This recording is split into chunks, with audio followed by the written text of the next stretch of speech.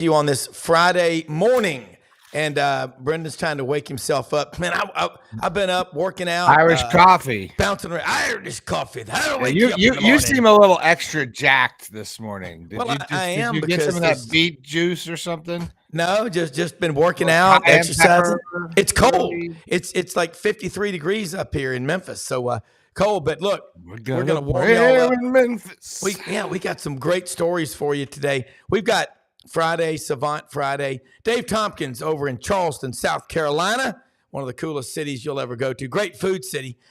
Doug Dean in Birmingham will join us, as well as Frank Duffy from out in Palm Springs, California. Folks, there's stuff. We had Dennis Dodd on the show yesterday. It's like 3 in the morning in California. What is he doing? Dennis Dodd talking about what's going on in college football. We've been saying it, folks. It's happening. There's movement in the aisles. Private equity getting involved in college football. If money can be made, they're coming to the party. Hit the subscribe button, bottom right-hand corner, YouTube, Facebook Live. Like this video, subscribe to the channel. And if you're watching on Facebook, go ahead and give us a follow. You'll get notifications when we are live and we post new content. If you don't get notifications from either one of those things, you got to go to your phone, check the settings, and enable notifications, and you will get all the good stuff whenever it comes in. Hey, Green Room's loading up. Get your pen and paper handy. Here we come. SEC Sports Savant Friday right here on Sideline Sports Network. Bam, bam.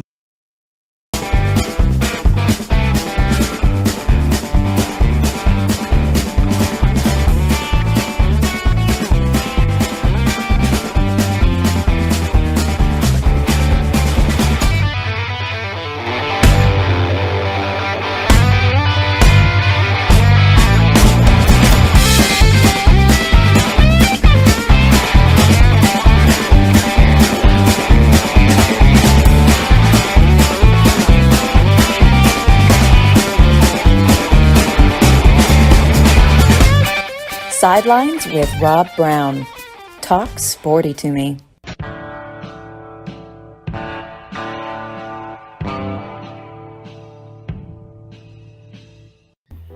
All right, this morning's show, the first hour, brought to you by Geritol. I saw that, Doug. Don't be specific. Yes, sir. Show you were talking about monkeys. Yeah, we were talking about something was more fun than rolling downhill in a barrel full of acid-induced monkeys. That would be crazy. But anyway, Doug Dean in Birmingham, Dave Tompkins in Charleston, South Carolina, Frank Duffy coming in from Palm Beach, California. Coming in hot. Yeah, coming in hot. So look, bunch of stuff going on. We had just a great show yesterday. Kicked it off with Dennis Dodd, CBS Sports national college football writer. Love getting Dennis on. Lives out in Kansas City. We talked a lot. He brought this story up. Give him credit. I would be following what Dennis Dodd is doing. He's talked to Reggie Bush personally about what all that's going on. We know about that. But he had a story. April 23rd, find it. Derek Dooley is trying to put together a group. We've talked about it on this show. I don't know anyone else did, about private equity getting involved in a college football playoff. He's talking about doing this for the 62 teams that wouldn't be involved in the Super 65 that Jackie Sherrill, by the way, said we would have a super conference of like 4 16-team leagues. He said that in October of 92 in Memphis at the Touchdown Club, and I was there. I remember it. By the way, Memphis Touchdown Club, Monday night, 5:30 at the East Memphis Hilton Touchdown Club, the Spring Speaker Series. Paul Feinbaum, or as a guy I heard one time in the bookstore at Auburn said, yeah, look at old Paul Feinbaum on the radio. He's a pretty nice fella. Paul Feinbaum will be there Monday night, 5:30 social hour. Then he'll have a speech and talk, and there'll be lots of great food. They have an open bar there. Cash bar. You can go there. The following week, Houston Nutt will be there. After that, Greg McElroy will be there. And then June 10th, Cole Kubelik will be there, who, along with Roman Harper, has the best show called Read and React that I see on the SEC network. But, guys, I want to start with, Doug, and we brought this up. about the private equity thing in college football and a playoff and all. Dennis also said after 8 straight years of decline in attendance in college football, not major, but last year the numbers were off the chart in a positive way. A lot of people out there banging on the drums, saying college football's through, all this stuff. If we learned anything from those draconian lockdowns during the virus, it's that we're social animals. We love being around each other. And more than ever, I think community is the only thing that we really care about. And that's, college football in terms of it's more fun to be around other people than to high five yourself in your man cave. That gets old real fast. Was that for me, Rob? Yeah. Sorry. I lost you. That's all right. I apologize. Good morning, guys. Good to see all of you. And a shout out to Brendan's in addition to his great responsibilities as producer of this fine show. He also, since you insist on our actual faces being visible, Rob, Brendan helps reduce the average perceived age of all of us on this show. Yes, he's the fountain of youth. He's got the cool factor going. But I want to, before we talk about private equity, and I guess sometime soon there will be a Depends adult diapers stadium in Lexington, Kentucky. Am I right? Yeah. It's coming soon. Yeah, don't you put that in Lee County? And so, but it has to be footnoted that, when you write history, as new things, facts come to light and can be verified, you add them, the history books get modernized and made more accurate. So I'm going to add another chapter that unfolded last night to the great Auburn potato famine of 2021 and 2022. We now can confirm that Brian Harsin processed, a la Nick Saban, processed the number 12 freaking overall pick in the 2024 draft. Bo Nix, Oregon Ducks. And if that wasn't enough, Harsin did so in return for Zach Calzada and TJ Finley. This is how you get your ass fired. Am I right? Yeah. Yeah. And you know what, Doug, to add fuel to that, I talked to a friend of mine who was on the field, invited by Auburn as a thank you for years of financial contributions to Auburn before the LSU game. And Harsin was standing right there and did not even acknowledge him and say, man, thank you so much for what your family's done. I'm proud of this 82-year-old man. It's my friend's father. I love him. I tailgate with him before the games. He went over to Brian Harsin and he said, son, this is why you ain't going to be the football coach here next year. Love it. I love it. That's right. That's right. And the potato famine, Doug. And by the way, it wasn't like he didn't see TJ Finley get beat by 45 points the year before in Jordan-Hare, and he opted out of Bo Nix, and he watched Bo Nix come into LSU and single-handedly beat us in Tiger Stadium on a Saturday night. It's insane. It's absolutely insane. To the point, Duff, you start considering plausible what would otherwise seem like tinfoil hat. You start to consider that our rivals, Alabama and Georgia, passed the hat around and paid Harsin to come disassemble the Auburn football program. Mission accomplished. Well, Doug, or Dave, you might say he was Auburn's, Mike Shula. That's not fair. That is not fair to Mike Shula. That's right. Not fair to Mike Shula. So my first derby that I was in charge of in 2007, NBC is our broadcast partner, and they do the Notre Dame game. So they brought in Charlie Weiss as a guest, and so we had the red carpet all rolled out for Charlie. He could not have been more ungracious and smug, and just a jerk. And I'm like, there's no way this guy's going to make it at Notre Dame. I mean, there's just no way. If he's at the Kentucky Derby and can't even be nice there, no chance. And I think that's Dave. And I don't want to be indelicate or unfair to, because I could drop 15 pounds and I'm working on it. But when you are morbidly obese, it's probably a good idea to be nice to people. Yeah. Do you remember when Weiss was the offensive coordinator that year at Florida? and Pat Dye referenced, he said, well, he's so big, he just sits on a cooler on the sidelines. He literally sat on I mean, you talk about a smug, unhappy man. God, let me tell you, miserable. If you can't be happy in the morning on the backstretch on Derby Wednesday when the Derby horses are working out, and you have the finest of drink and food at your disposal, dude, that's a fat guy's paradise. Is at Churchill Downs on Wednesday, Thursday, Oaks Day. If you're not happy in Louisville on Derby weekend, you are a miserable human being. That's all I can tell you. I wouldn't know, Frank. I've never been. I've never been, Frank. I told that story about specifically so that Bren would give me the whammo. Hey guys, we're all going next year. If it wasn't be for my daughter's graduation, 2 weeks from now, I would have been there. This would have been my probably 12th out of 15 years. I only wish the hell I knew Dave Tompkins back in 2007, 2008, 2009. I would have been on the other side of the velvet ropes, not on the outside of the velvet rope. You know, there's what did Bill Murray say? There's a pool. Oh no, Chevy Chase, a pool and a pond. Pool or a pond. I would have loved to have been in the pool, not in the pond. Pond for you. Hey, I want to bring it up real quick. Stacy Sims, one of our viewers down in Charleston right now, huge Ole Miss Rebel fan, and talking about what's going on in the SEC right now. There's a lot of movement in the aisles. Doug Dean, Yancey Porter was on earlier this week. They've gone out, and everyone's always talked about Kiffin's offense, and he talks about it. Let's talk about that Ole Miss defensive front. How does it measure up to the better ones that you see in the SEC at, say, Texas? Now that Bo Davis is gone, they'll be different. And Alabama and Georgia.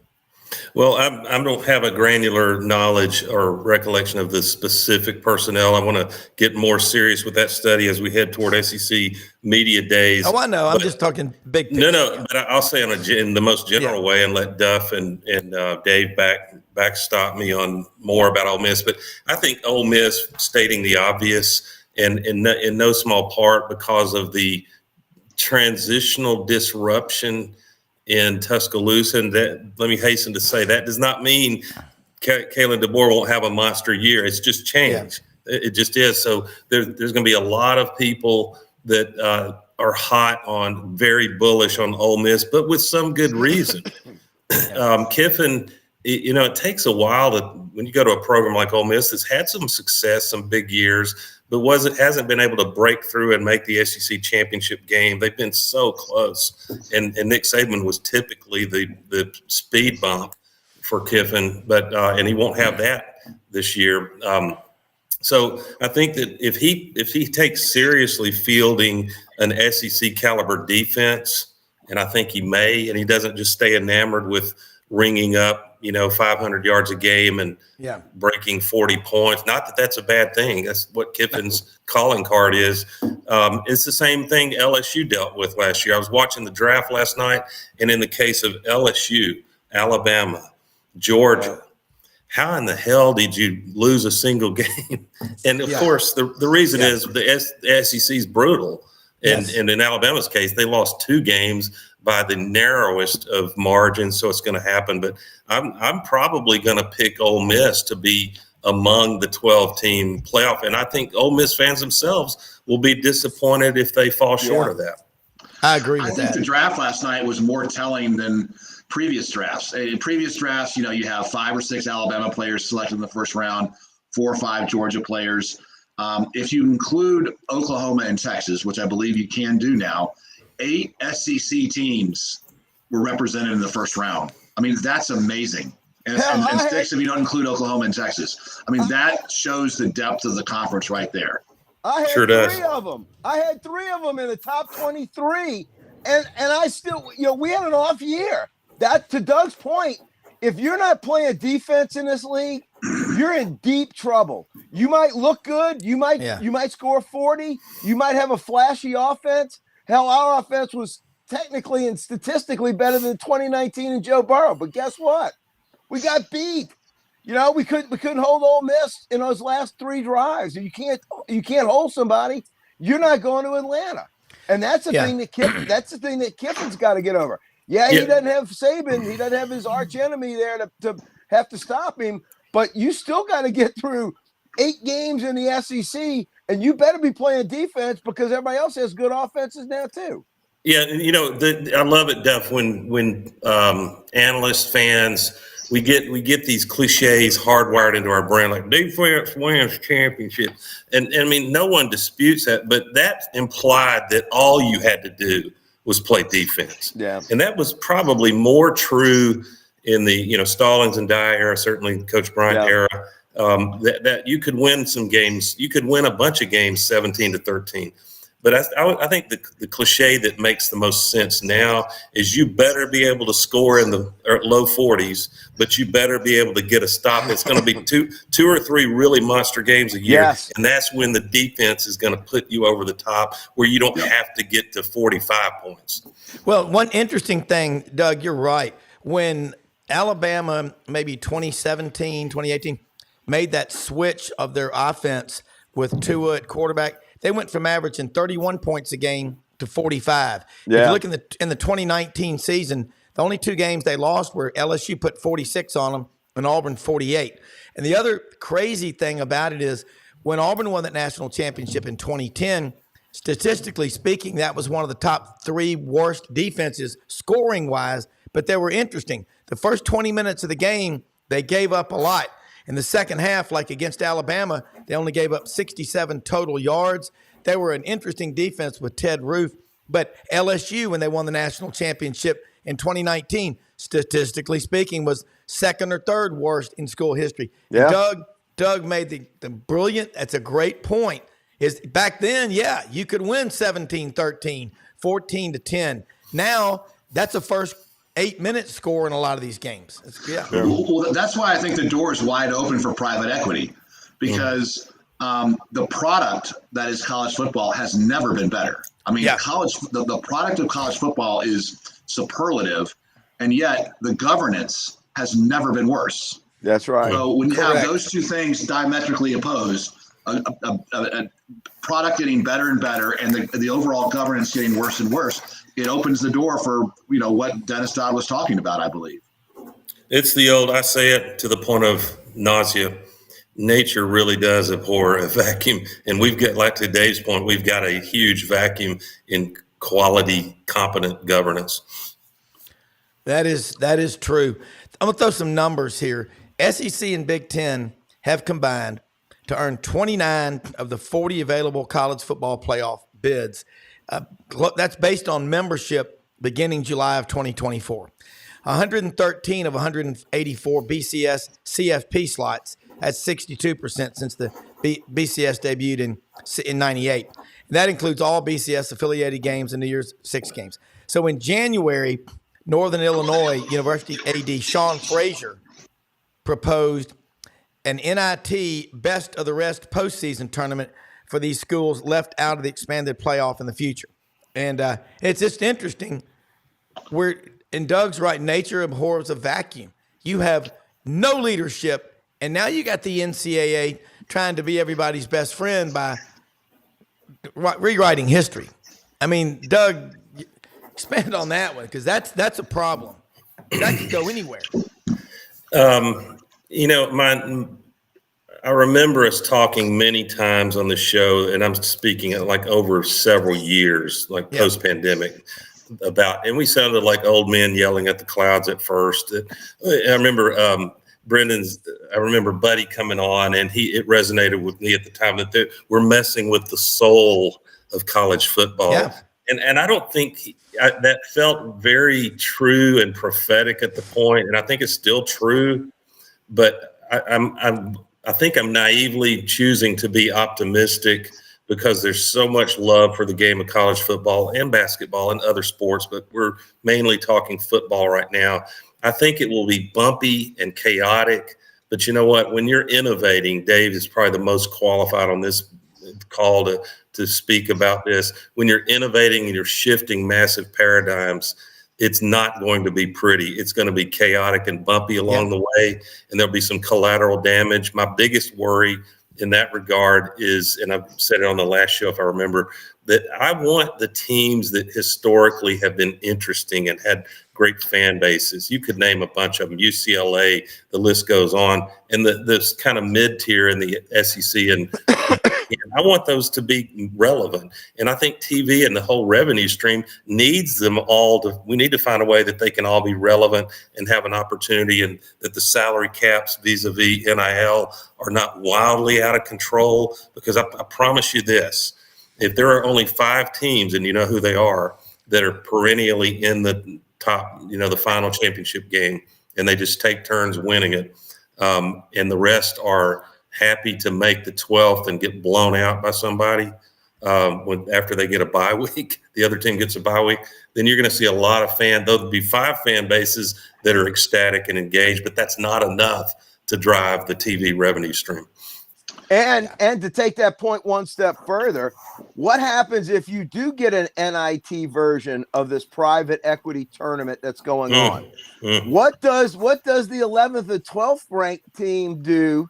Do they go in as sacrificial lambs in the big tournament, or do they sandbag in that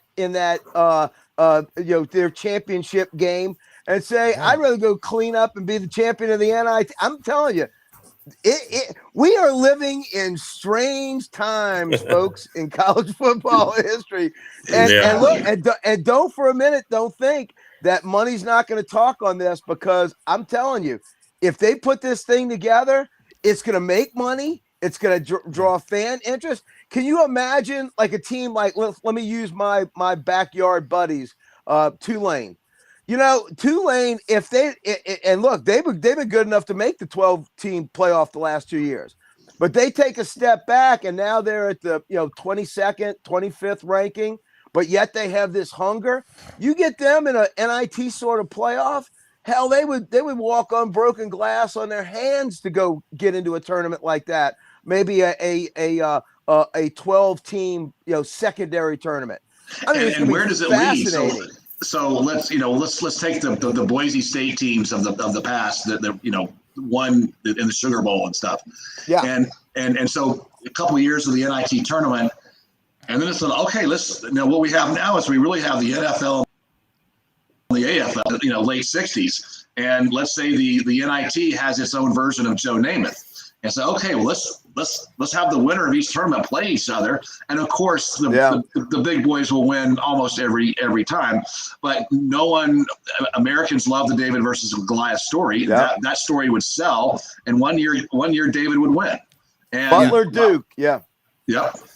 So you ask yourself, is there a possible? I studied philosophy. There was one of the most fascinating courses was my favorite was logic. The most fascinating. They taught a lot about possible worlds, and you try to prove it logically. Is there a possible world in this new order, for example, that Kansas State can win the national championship? I think so. Right. Yeah. But I mean, that team, that's a team you could name Washington State. You could name others that have had those once every 10 years. They put it all together. And so what I want, this is the best way I can put it. Because of NIL and transfer portal, there's going to be the rich, the ultra rich, top 10 or 15, let's say. But I'm open to the possibility that there will be a team that loads up on 3 and low 4-star players who are by definition going to be there 3 years. Y'all with me? Yeah. In other words, a team that's extremely well coached. They get them in the weight room, and they have you see it in basketball right now, the team that you've never heard of the players, but they're veteran, they're mature, they're grizzled. And I'm open to the possibility that one of those teams, if they have good quarterback play and a couple of difference makers on defense, they can give hell to Alabama, Georgia, Oklahoma a given year. And with the NIL, they can get that quarterback to come in who's got a ready-made championship team. Yep. Well, let me throw something at you, some numbers. Great points by everybody. I'm just going to throw these numbers at you. In the old model of 4-team playoff, raised about $450 million, which is damn good. The big schools, the Power 5, they got the majority of it. The group of 5 schools got like 22% of that pie. Under the new ruling, and give credit to Dennis Dodd, CBS Sports College Football, their national writer. Love having him on the show. He wrote this story, so I want to give credit where it's due. Under the new deal, it's going to be 9% going to, so numerically, financially, it's a bigger deal for the group of five, but it goes from 22 to 9%. Now, the SEC and the Big Ten are going to receive 29%. And Dave, again, you get into all the minutia. When we hire money managers for our clients, they're graded quarterly. If they don't produce, you put them, I like to use red list, yellow, and green. Okay. You don't want to get on yellow because that could next likely be red. I think Doug's right, though. You get private, there's money all over the country. Templeton funds, a lot of these big Kemper, they're based in Kansas City. You know how much, there's wealth. You don't believe how much money is being made up in the Dakotas. And then eastern Montana, the Bakken Trench in eastern Montana, 500 million plus barrels of oil in the ground. So some guy out there is going to say, well, you're going to get ripped from Yellowstone, decide, I want the Wyoming Cowboys to be a national power. Or John Dutton. Hey, Rob, for our listeners, it's actually me that wants this tutorial, but I can, if I say for our listeners, it protects my street cred a little. You can't know everything in life, can you? And I bet you guys could use my help in how to bow hunt a black bear. But so for our listeners and me, if there is private equity, I'm sure there are many iterations of how it can be structured. But my question is, let's take, Kentucky, Vanderbilt, Missouri. I like to say Missouri, not Missouri. I love that. If there's private equity involved, is this at the program level or is it at a tournament level? And what do the schools have to do? What do they give up? Is it like a bond issue? Are they raising money, but then they've got to generate enough of their own revenue to pay the private equity firm back? Help us on that. I think it'll be both. Yeah, Doug and Dave, you answer it because I think my best guess, and this week I'm trying to raise money for a new fund, so I've been busy, not buried deep in the sports pages as I normally am. But I think the private equity model works for first and foremost for a tournament, and to have a tournament that would include the others. I also think there needs to be consideration for, at least within football, for if Vanderbilt continues to go 0-8 in the conference, they get relegated, right? They're not in the SEC football conference. They're part of the SEC, but they're not in the football conference anymore. They don't play any SEC teams, and they don't get the revenue share, just like they do in European soccer. And then so you if you will punish the bad, and then you reward the good of the have-nots and through this tournament. And I think that's tailor-made for private equity to essentially have a majority stake in the tournament. And I think do a quick TV deal for 2 years, and then tee up a larger TV deal. I think it would be a wonderful TV product for the same reason that March Madness is wonderful. And apologies to Auburn, but it across the country it's a big thing when a Yale beats a power program, just as it'll be a big thing in this NIT tournament when a Toledo makes a run, when an SMU makes a run. Obviously Boise State. I mean, you fall in love with the stories and the coaches and stuff, and it becomes a big TV product that means a lot of money in return for private equity, and you figure out how to distribute it. And what it really does is it puts the NCAA on notice, saying we're not going to be subjective to you anymore. We're going to create a great TV product. Yeah. And the NCAA should be happy they're saving their bowl system, because the bowl system, the way it is now, is meaningless. I mean, very few people even want to go. The game is, after an afterthought. Let me throw one at you. I think exactly. bowl games. Yeah. it creates a reason, a rationale for bowl games. The bowl game commissioners love it. I mean, what we don't want anymore is we don't want the bowl games as they currently are. We don't want Alabama playing Mercer or Georgia Southern or even my beloved West Point going to Tiger Stadium. But that's no fun. I mean, to watch a team get beat, 75-0. I've been to funerals more interesting than the LSU Wisconsin game in the Reliant Bowl. Exactly.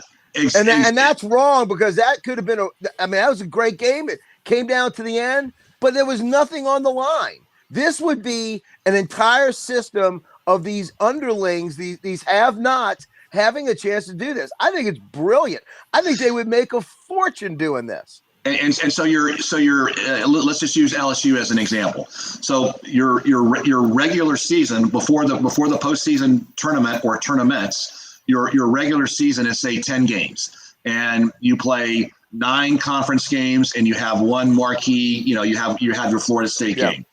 You don't play powder puffs. You're given 2 bye weeks during the regular season, so you can rest your players and stuff like that.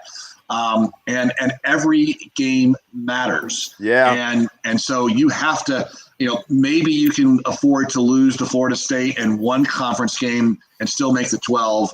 But, once you're looking at 7-3, you're on the outside looking in. And that makes all the conference games more important. If the emphasis is going to be on the tournament, I don't even know if you have a conference. You'll have conference championships, but I think what it does is it puts so much more emphasis on the regular season, and so more viewership there. You have a great viewership in the tournament that's already contemplated, the 12-team tournament. I think you grow to great tournament viewership in the NIT. Problem solved. And with that greater importance of the regular season, totally disarms the whole argument of why we didn't have playoffs in the first place, because that was the only thing you heard. We don't want to water down the regular season. We don't want to water down the regular season. But that wouldn't do that. It would make the regular season more important, because you literally, if you got 12 in the big tournament and then you got 12 in the secondary tournament, you got a 1 out of 24 shot of playing for something. And that's 12, 4, 2, and 1. You got virtually 15 to 16 games that you're going to have that are important, that are in these bowls that nobody cares about. No one cares about them now. And now all of a sudden they're all important. And I and from the perspective of the little team, I'll take Army again. And we took Michigan to double overtime in the Big House. That's great, wonderful. Let's do that every year. Well, guess what happened that game? Of our 22 starters, we lost 5 for the season, because when you're going up against such superior size and strength, you're going to get injured. And so have that game occur in either the 12-team tournament or in the NIT. Postpone David versus Goliath until the very end, because at that point, when David loses and there's some injuries, right, it's the season's over. But that ruined Army's season. I mean, we never recovered from that game, and that's I think that whole thing, the little guy versus the big guy at a conference, you pay the little guy some money to show up. Get rid of that. That's just no one benefits from that. You guys are smart, and what I love is that we may not actually be savants, Rob, except Dave. Dave, we've confirmed that Dave's a savant.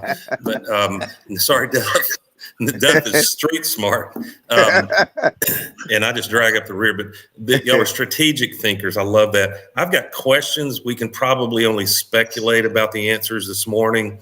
But, I've got friends, I'm sure y'all do, that they get real excited when they get picked up by a private equity firm and the cash is flowing in, and you can save a business, you can grow a business. Of course, the flip side of that, the dark underbelly is there's accountability, and there's monthly calls. You got to ensure that, reassure the owners, the equity firm that it's the trajectory is what you want. So my question is, Would these private equity firms in the long run, would they have influence over, hey, Mizzou, we're not happy with Drinkwitz. You're not winning 10 games enough years, and we think y'all should put him on a short leash. I'll tell you what that would be like. when the president of the United States, the Federal Reserve is a private bank. It's not the United States government. When the president says it sure would be nice if more Americans could afford to buy a house, that's called moral suasion. Firing one over the bow to the Fed. Yeah. Now, I'll throw this one at you. And my first 2 years out of college, I got a salary. Since then, I've been on 100% commission. If it snows 6-8 inches in Memphis, the parking lot at our offices in the securities business, we all drive trucks and SUVs. And days in advance, our managers have always been, okay, who's going to get this girl, this one, or the sales assistants? We have a plan. Dave's frothing at the mouth because military. My dad says, boy, we don't do anything without a plan. So, boy, Russians don't take a dump without a plan. Yeah. So you think about the parking lot's full because we are incentivized.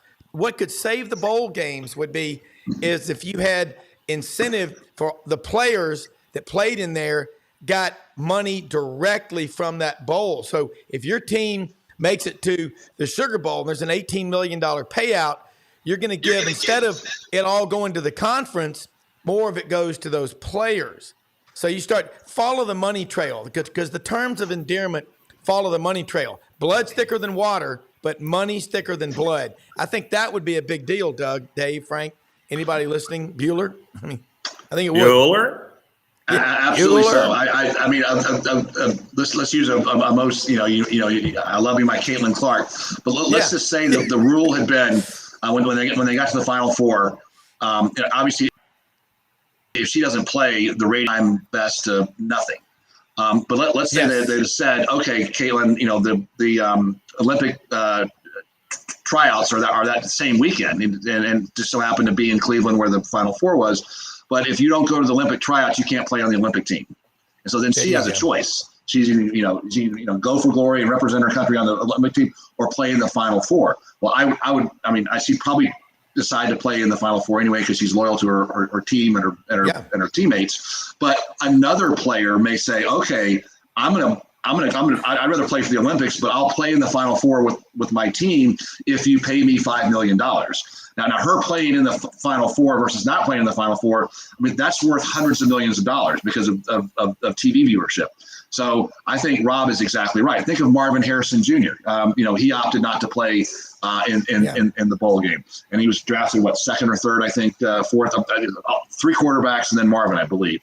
In the future, you pay that guy because for what's sacrosanct for the private equity firm are those TV ratings, because those tee up the next TV contract, and that's where you make nearly all of your money.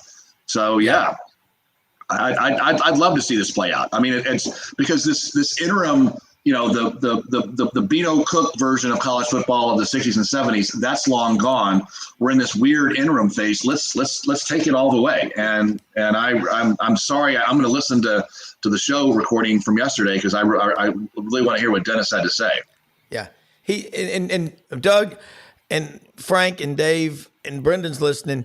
We all know Florida's got a lot of the bowls down there.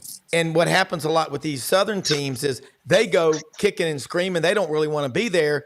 Wisconsin or Iowa or Penn State comes down there with 50,000 fans just trying to get someplace warm, and it's a big deal to them.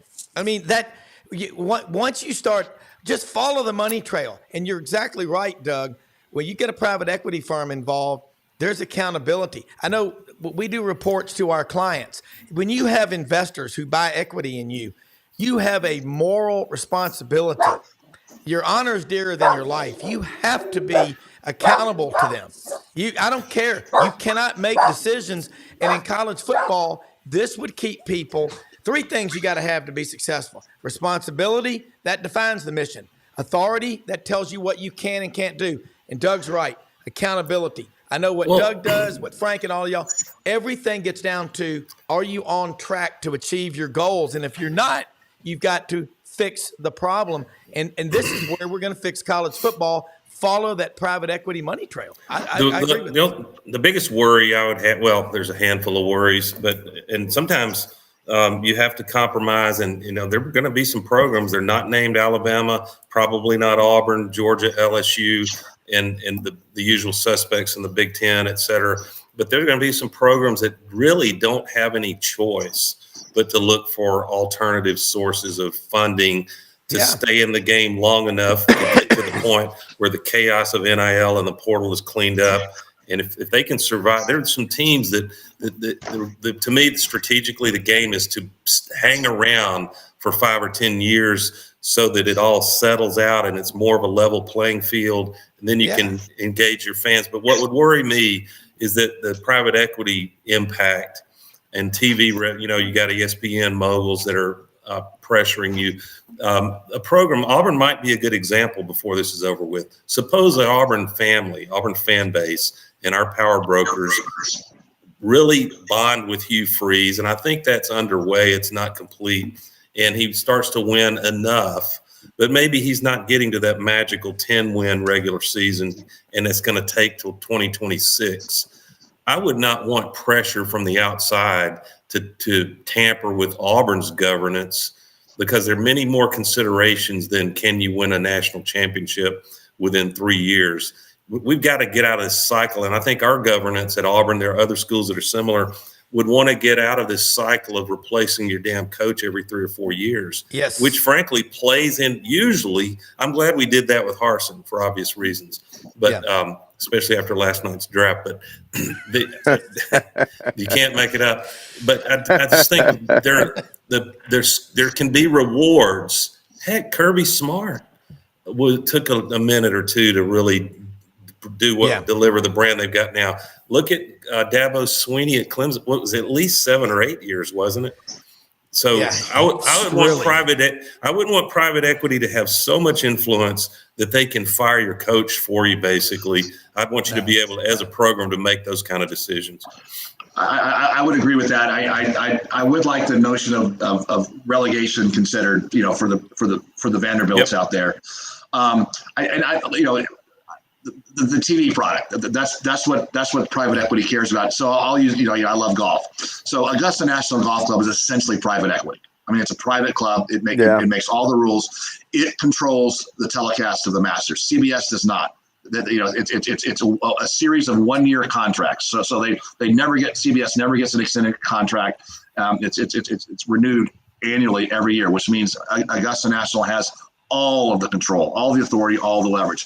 It is by far the best golf telecast of the 4 majors. The other 3, so we'll use the U.S. Open as an example because it's the most egregious. The USGA uses that U.S. Open telecast as a platform for a membership drive. And so you're watching golf and they're cutting the commercials like seemingly every 5 minutes with another commercial promoting the USGA.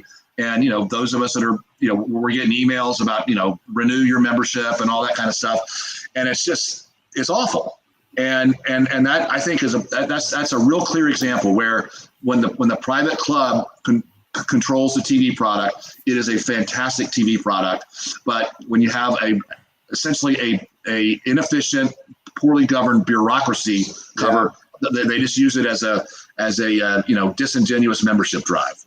Well, Dave, you pointed out last week about what Augusta National does for everybody, members, getting minorities involved in golf. When you don't tell people and get in their face and try to force them to do things, when you let them do it naturally, it's so much better. When as raising kids, I can tell you, you can tell them, beat them over the head with a stick to get them to do something, but when they embrace it on their own, is a much better ROI, return on investment. And Doug, I'm with you. I don't want to see, a bunch of guys, and everyone uses the term Wall Street. I can tell you something. Nothing wrong with Wall Street. It may be some individuals at some of these firms and all these activists, whatever. But, go watch 1,000 Casts with Oliver White about the fly fishing guy down in Argentina. The guy shows up with all of his gear. He's got the tags on it. He's asking a lot of questions about me. Hey, take these books, read them. Why don't you come to New York and work for me? Bill Ackman, interesting guy, activist investor. We all remember the 15-round knockout punch on CNBC with him and Carl Icahn. But God, that's capitalism at its best. But you think, let's just use Birmingham as an example. At Quarterback Club, last year doled out more than $1.6 million. to local charities. And you know what they do? You've got guys from a lot of different schools in that quarterback club. And Birmingham is 3 hours and 18 minutes from Memphis now. It's a quick trip. I-22. Yeah, but they've got the Auburn, Alabama, a natural anchor, which no one else really has. But I got a lot of friends who are in that club, and it's a big deal to go raise money. And you've got like Children's Hospital of Alabama and Hall Thompson and all these. I mean, per capita, there's no football city in America like it. We know that. But touchdown clubs around the country should take what they do and build on that, because so much good comes from college football. And that's why y'all are right. Product's never been better on the field. There's some screwed up stuff off the field. But I tell you, that conversation with Dennis Dodd yesterday, man, I said, you know, when you get to talk to the writers that are talking to the people, and that's what's so important. That's why we've got to continue to push journalism, true grit journalism, guys. I mean, Frank, you remember, I tell you who's really cool, Scott Rabelais, when he comes on this show. These writers, Philip Marshall, Doug, I mean, people act like fools about Auburn, then you read a Philip Marshall column, or you read what you write. It just makes you think, man, sometimes my mouth is way ahead of my brain. And Dave Tompkins. That's not always a good thing. Yeah, we get it. We say some. I've gotten to where I turn my ringer off during games now, because I watched Doug's reaction to somebody that texted him during a game a couple of years ago. And I said, oh, man, he goes, but here's the point. Doug can calm me. Y'all all can calm me down. But I've learned this. It's just a game, Rob. Put things in perspective. Yeah. But it's a lot of fun. This last year's Iron Bowl, that text thread between the four of us was pretty funny. It was pretty funny. Hey, there aren't many Iron Bowls. Tip my hat to Tommy Lee Jones, but some Iron Bowls get a double face palm. Yeah. And the last thing I do we know who the ESPN crew is that's going to be doing the marquee SEC game? So we're saying goodbye to Brad and Gary. Do we know who we're saying hello to? No, I don't. Yeah, I'm not sure who it's going to be yet. This is not important. This is probably Beth Moen. I'll sway us into Savants in here. You know your program's in trouble when she's calling your game 11 o'clock on New Year's morning. Beth Moen. Yeah, it'll be Beth Moen doing both play-by-play and color, just one person.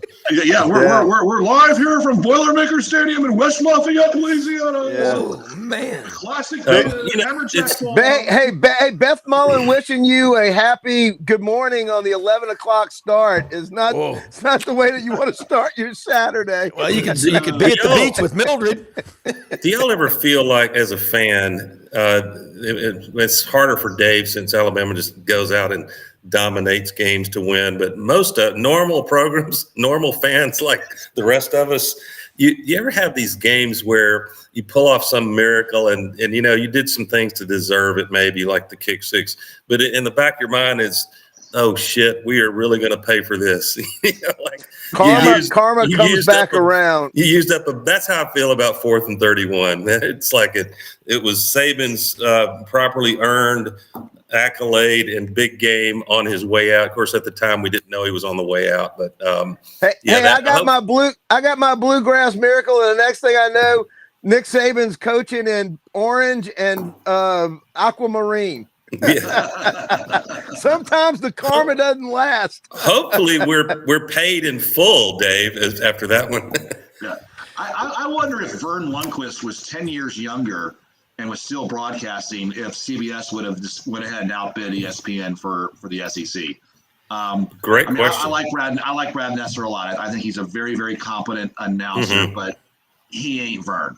And I agree with that. Nobody's Vern. Well, and sadly, Vern wasn't Vern those last 5 years. Right. I mean, he wasn't Vern those last. But that's 5 what years. made it so good. Yeah. No, I get it. Yeah. In your life. Yes. But I tell you what. I will sacrifice Vern on the altar of getting rid of Gary Danielson. I'm fine with that. Hey guys, hey guys, can we pivot for a second? Sure. Because we we witnessed one of the greatest do-overs in the history of college football. Reggie Bush getting his Heisman back. I wonder if there's a few other, things that maybe we could turn back the clock and make them right. I think there's a Terry Bowden season that deserves 93. to be re-looked at in hindsight. That things should be made right. On that one season came to my mind. Yeah, quicker than all the others. Yes, because they're going to do a retrial on Harvey Weinstein, then all bets are off. Let's relook at everything. And you got to love this criteria. Because, and I went crazy when that first broke with texting you guys, but because the landscape of college football has changed, and we must be kind and gentle with Reggie Bush and give him his Heisman back. If you follow that logic, then like I said, Albert Means should be retroactively All-American. Terry Bowden gets his 1993 shared national championship on the AP and UP or however they do it. Where does it end? Patrick Peterson has one more career interception. Nick Saban has one less national championship, which was that 09 season. And what happens if Bama doesn't win that 09 national championship? Auburn has their 2010. Does Nick Saban going into his fifth season get Nick Sabanitis, which is normally was his time to pull out 5 years? Maybe, just maybe, that interception that was should be totally retroactively given back, totally changes the trajectory of Alabama football and the entire landscape of college football. That's how pivotal that interception was. That would have kept maybe Alabama from that national championship, and they don't get the 2011 you got to let go of the bitterness, Duff. I'm telling you. I can't. To Doug's point, it's double dribble. Oh God! God Almighty! And think about this: what if in today's world they would have called excessive hit when the big guy from Huffman High School in Birmingham, Marcel Darius, on the 7th play hit Colt McCoy's funny bone. Oh, yeah. He was out for the game. You know what's crazy? I was talking to a really knowledgeable Alabama friend of mine who he's really knowledgeable. He just said, people forget the way Saban and Alabama would do with those defensive linemen. Marcel Darius only played in 9 games. And he was, top 5 pick in the draft? Look, I got – we left out SMU. SMU gets a couple of national championships. Yeah. Craig James, Eric Dickerson. Yeah. Well, we brought that up yesterday when Bo Carter was on from Dallas. Bo had been SID at Mississippi State for 12 years, and then in the Southwest Conference office, he put them to bed, and then was the Big 12 PR director in the Big 12 office. So his knowledge of all that was so cool, and he said SMU. And Wilson, my son's listening right now. He's out in Dallas with some people. They raised $150 million in 10 days when it was announced they were going to the ACC.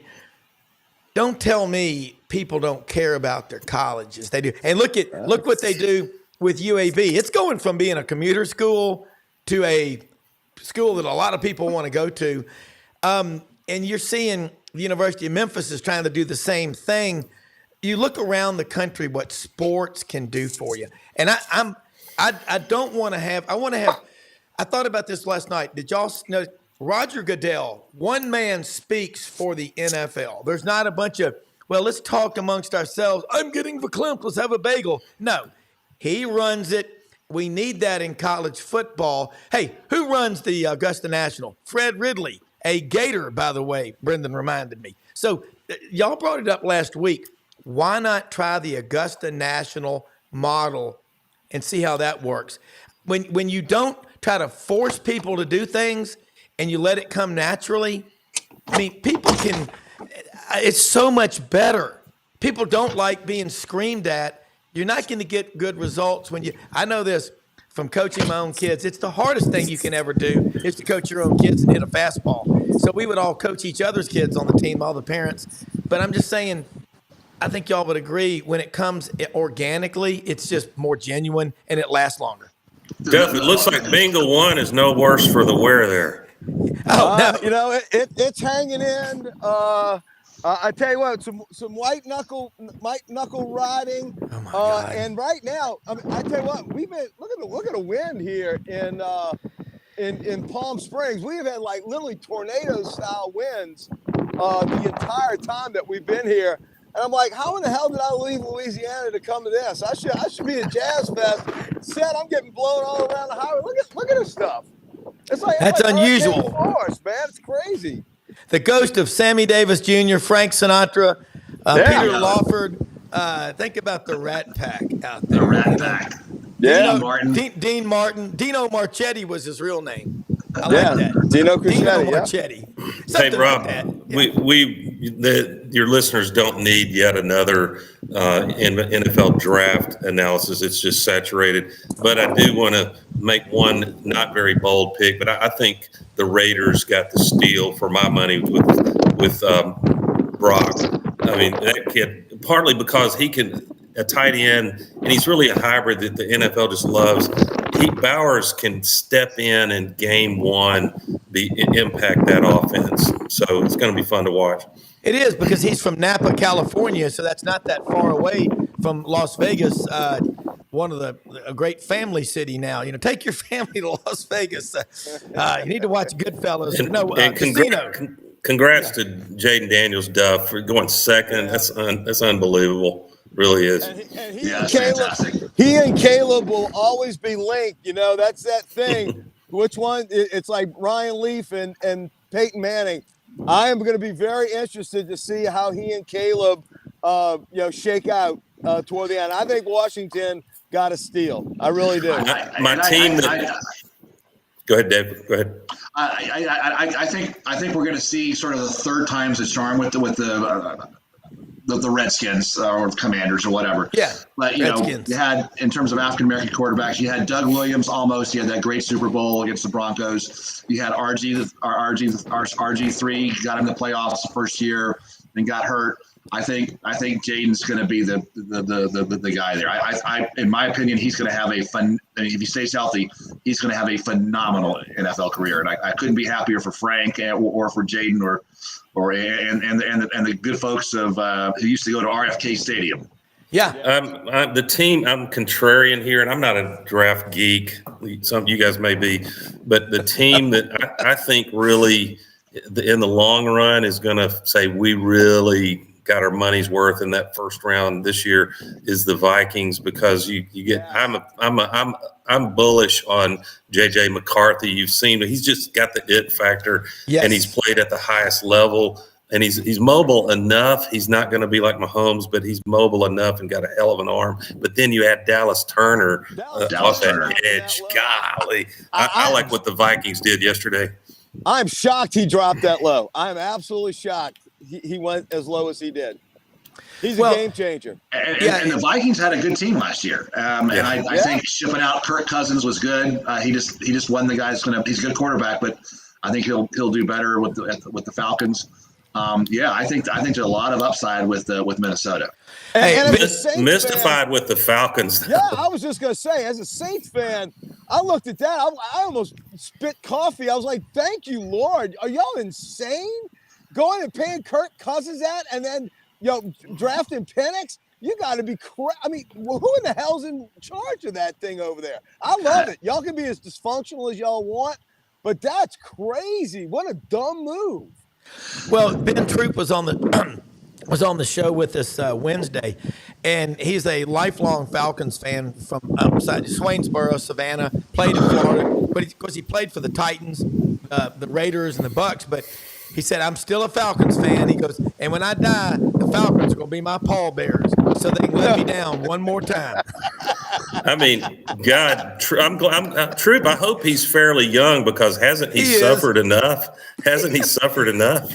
Does he know Job? I mean, I grew up pulling for the Falcons and with Cowboys from birth, but went to a 6th grade father-son trip in Atlanta, and we were there for a Falcons game, and Pat Sullivan got drafted from them, and then William Andrews out of Thomasville, Georgia. But golly, man, they've been to the Super Bowl twice, but they also were part of the biggest letdown in history. Dave.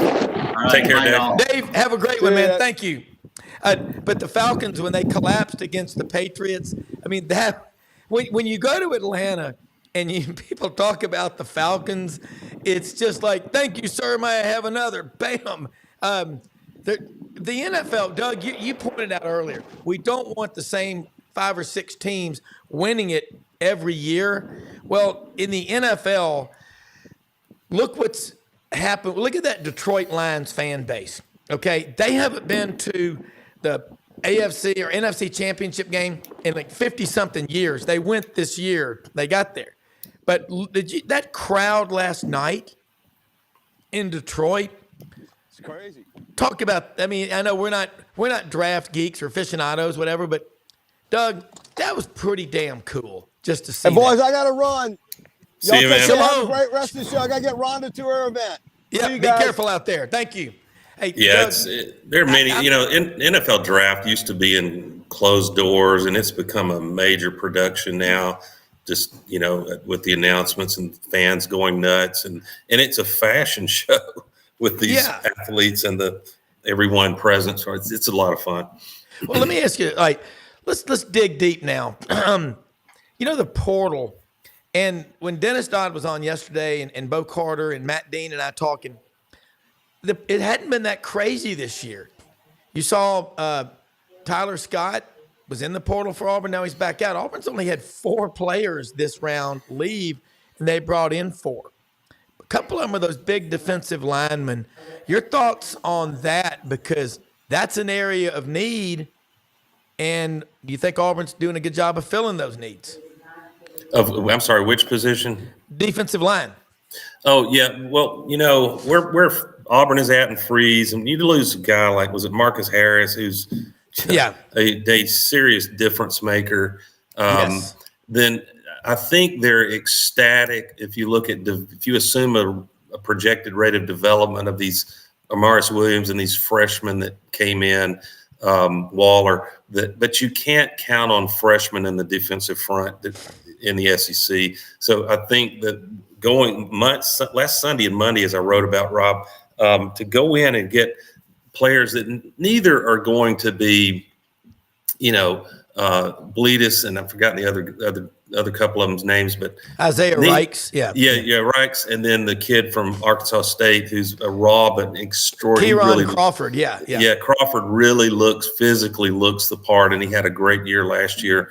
It's got to piss off a coach at Arkansas State where you're the one school that takes a chance on a kid, he blows up, and then he's gone because of the portal. But I think those players will be contributors. I think all 3 are likely to be in the 2 deep. They'll be in the rotation, but they'll really help you out. And what that means is the guys that you're counting on that are starters that went through spring can be fresh the whole game, where you really get, and you want to have 10 or 11 defensive linemen you can count on, because the assumption that we won't have a single injury all year is just, you can't rely on that. So I think Freeze is done. And then he follows that with landing by far the number 1 wide receiver in this portal. So who's only got 1 year. So that's not going to freak out those Fab 4 freshmen, especially Cam Coleman and Perry Thompson, Bryce Kane, Simmons.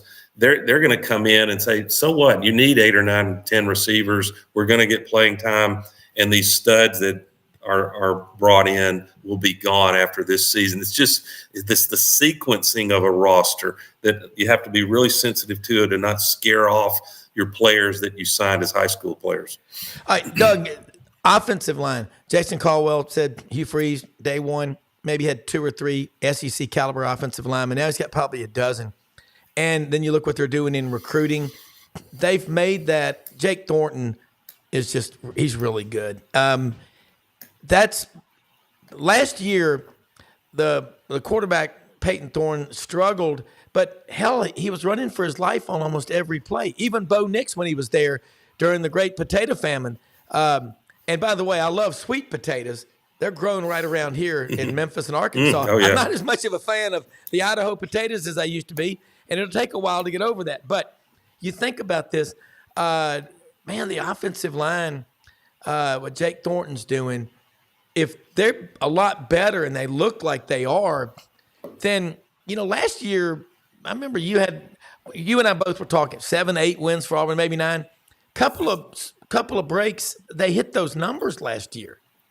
Well, if coulda, woulda, shoulda, I know ifs and buts, candies and nuts, but it's the weirdest of seasons last year in this regard. There was Auburn. I mean, even my good Bama friends wouldn't dispute that Auburn should have won the Iron Bowl. I mean, you get it to that point. Even though Peyton Thorne only completed 5 passes, he had about 5 drops, one of which was a touchdown if it's caught. But Auburn stayed in that game, did what they had to have a lead. They just couldn't cash in on a touchdown to make it an 8-point game when they got in the red zone. So that's past his prologue. And then the Georgia game was, but for Brock Bowers, Auburn possibly wins that one. And yet you can't get owned on your own field by New Mexico State. No. So it's not shocking that it would have been better for Hugh Freeze, probably perceptually, if you lose close ones to Alabama and Georgia, but win every game you're supposed to win. And people feel good because they know it's a reclamation project after Harsin. And so this year, my ceiling is 8.5. I know we don't play half games, but I think if some things fall right, and by the way, yes, it's opened the season with 5 straight home games. The last 2 are Arkansas and Oklahoma. But if you look at that middle stretch, it's worrisome. If you don't beat Oklahoma, will probably be an underdog since their road games in 3 or 4 straight games. And so the middle of the season could be, miserable if we don't really mature fast in those first 4 or 5 games. And that's going to be the reason I'm bullish. And I think they have a chance to get to 9 wins is the chalk. What everyone's looking at is Peyton Thorne is no good. He's trash. He sucks. And he did statistically last year. Auburn was 121st, I wrote yesterday, in passing stats. And you can't live on that. But here's my premise.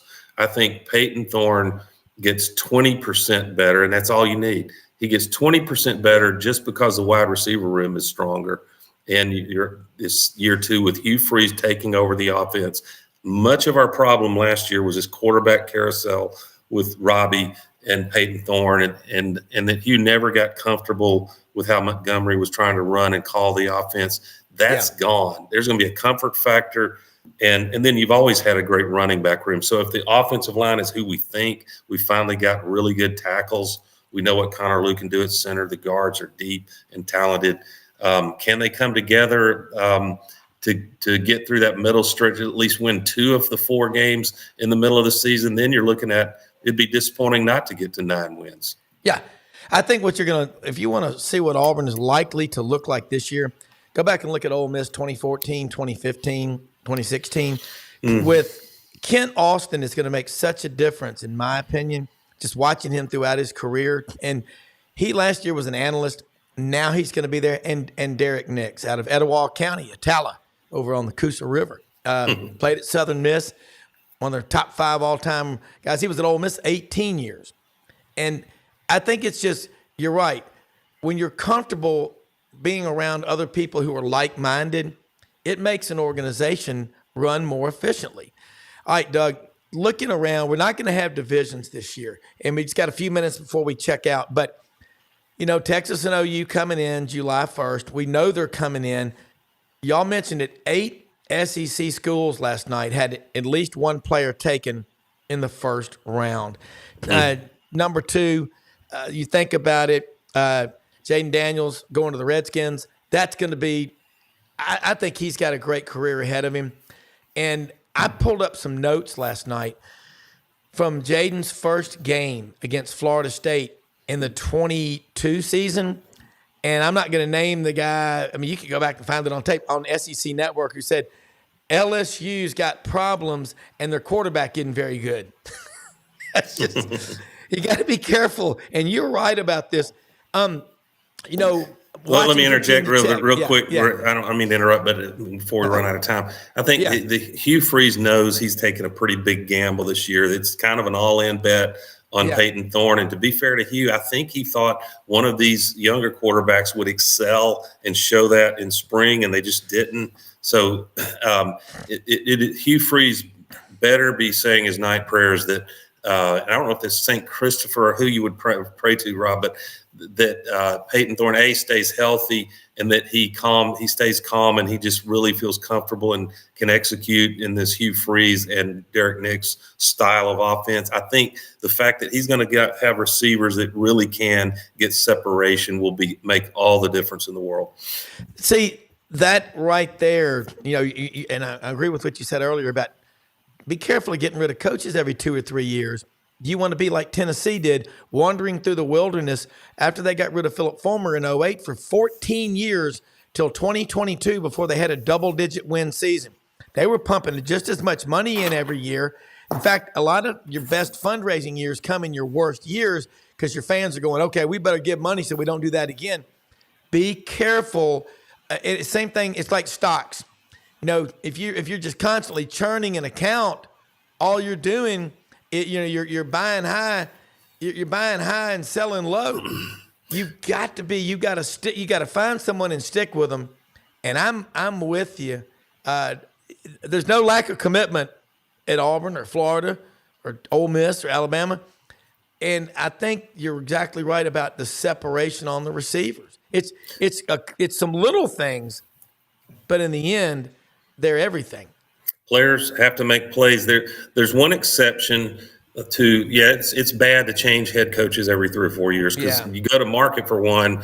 You might. I think Kentucky basketball is about to find out. They thought they could go get Billy Donovan. They thought they could get whoever, and Mark Pope may make me look silly, and more power to him. I don't think so. I think you're going to see a several-year decline in Kentucky, and that's partly because there's some other teams in the SEC basketball teams that are really loaded and can cause even Kentucky problems. But the one exception in which I think and Auburn is the poster child for it, if you have a Gus Malzahn and by 2015 you can't tell that he's not going to get you to the promised land and he's not recruiting at the level you need, and he was a one-trick pony as a so-called offensive guru, then if you start saying, okay, we're going to give you 2 more years if you'll go hire an offensive coordinator. And he says, all right, I'm going to be a CEO now. And then he gets 2 more years saying, well, I want to go back to calling plays. All you're doing is making up excuses to not make a hard decision. And part of that was because of the size of the idiotic buyout that not an athletic director, but Stephen Leith, the president, signed off on in another chapter in Jimmy Sexton owning somebody. Ivan the Terrible, Stephen Leith, he brought in Alan Green as well. And look, that was a terrible 23-month, 6 days, 7 hours, 23 minutes, and 9 seconds regime before he was fired June of 2019 on a Friday night up at Sanford Hall in a trustees meeting. You're right, though. And Frank Broyles always would say this to my friend Tim Horton, who coached at Auburn, and his dad, Harold, coached, and they both played there. He said, if you know you've made the wrong hire and it's really obvious early on, don't wait for the dam to break. Get rid of him. And the potato famine, that was the deal. But with Gus, you're right. And also, never allow a contract ever to be signed without the head coach being there. Gus was on a recruiting trip in Memphis when that went down. He was in Memphis recruiting an offensive lineman who ended up signing with Tennessee. It was Leith. It was Jay Jacobs signed off on that. And shame on him to hamstring somebody like that. $32 million buyout. Sometimes Auburn, we're a curious program. Auburn can be unlucky. We are. And sometimes the bad luck comes in the form of monumental wins. 2017, the November to never forget, dominate not 1, but 2 number 1 ranked Georgia and Alabama teams. Yeah. So, and that really made it impossible to even consider firing Gus after the 2017 year, even though he held us up and held us at gunpoint, threatening to go to Arkansas. We should have said, have a nice time in Fayetteville. See you, Gus. Yeah, and look, Gus did some great things when he was at Auburn. Once you're there, you're always part of the family. I don't hate anybody. I don't hate him. That's not a virtue. I call balls and strikes. Yeah, we call balls and strikes, and we call you out when you're out. But bottom line is, you gotta go with your gut and trust your gut instincts. Doug, unbelievable show today. Hopefully you can jump on back Monday morning with us if you can. Sure. Love having a one-on-one with you. Like, this is fun. Dave and Frank, awesome show. Brendan, man, bottom line is this is kind of the off season, but there's so much to talk about. I think we made a lot of sense today. Hey, we live in the greatest country in the history of the world, folks. Yeah. I'm sorry, I walked on your outro. But today, if you're an Auburn fan, will be tonight, and I guess maybe going into the weekend of the draft, it'll be defensive back watch list: Nehemiah Pritchett, DJ James, Jalen Simpson. Hope all three of those guys get an opportunity. Oh, absolutely, I do too. I know. Talking to my friend Dana Marquez, who's still down there in Auburn, he knows all those kids and loves. I mean, I wish them nothing but the best. And I'm gonna tell you, we live in the greatest country in the history of the world. Most often, we see the face of Christ in the least among us. Just remember this, folks: go out and help people and listen. Like Doug said, if you know you got to pull the trigger and make a move, do it. Otherwise, let the process work itself out. Be patient. Make great things happen. We're out of here. See you Monday. Have a great weekend.